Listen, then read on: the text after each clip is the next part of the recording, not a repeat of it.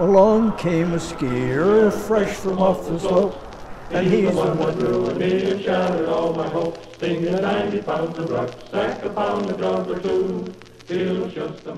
Trying to fire a rifle when you're on skis was almost impossible. It was mainly that we were trained to live in the cold. I joined the Army in fall of '42. They were forming a ski troops. At that time, it was just the 87th Mountain Infantry, which I joined.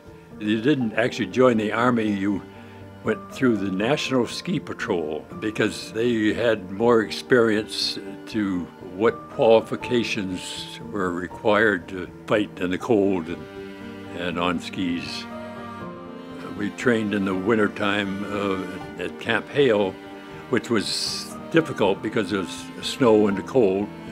The training was mostly being in the mountains, just camping out and learning how to live in the cold and the snow and the freezing weather. We went to the Aleutian Islands, and at that time there were two islands that the Japanese had invaded. The first one was Attu, which was the furthest west of the islands. It was a small island, and about 60 miles east of Attu was Kiska. 7th Division and landed on Attu, and they were just a flat land troop, I think, from Texas. It was a disaster. They were not trained for the cold and wet weather. They planned on taking Attu in about 3 or 4 days, and it took them about 2 months to do it. So that was one reason why we were going to invade Kiska. It was interesting because the Japanese had pulled off the island just 2 or 3 days before, and so we invaded and intending to fight with them. Luckily, they were gone.